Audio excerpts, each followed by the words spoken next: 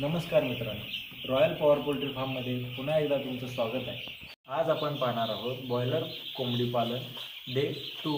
आज आपण पिलांची स्थिती कशी आहे ते पाहू. डे दुसरा, पिलांची अवस्था बघूया. आज पिले कालच्या तुलनेत थोडी ॲक्टिव्ह दिसत आहेत. सर्व पिले चालत आहेत, आवाज करत आहेत. याचा अर्थ पिले सेटल झाले आहेत. डे दुसरा, पिले जर अशीच ॲक्टिव्ह असतील तर पुढची वाढ चांगली होते. पाणी खूप महत्त्वाचं. आजही पिलांना साधं आणि स्वच्छ पाणी दिलं आहे. पाणी नेहमी दिवसातून किमान 2 वेळा बदलणं गरजेचं आहे, कारण घाण पाण्यामुळे पिलांना आजार होतात. फीड, आज पिलांना स्टार्टर फीड दिलेला आहे. फीड थोडा द्यावा. जास्त दिला तर वाया जातो. पिले खात आहेत की नाही हे बघणं खूप महत्त्वाचं आहे.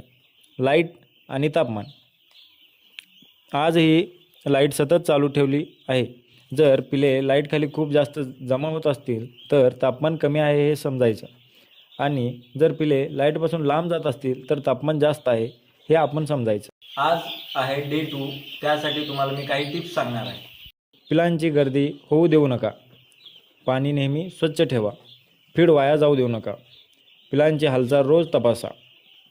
हा होता डे 2चा पूर्ण व्हिडिओ. पुढच्या व्हिडिओमध्ये मी डे 3 आणि डे 5ला काय बदल होतात ते सगळं दाखवणार आहे. पिलांची गर्दी होऊ देऊ नका, पिलांचे पाणी स्वच्छ ठेवा व खाद्य वाया जाऊ देऊ नका, आणि पिलांची रोज हालचाल तपासा. हा होता डे 2चा व्हिडिओ.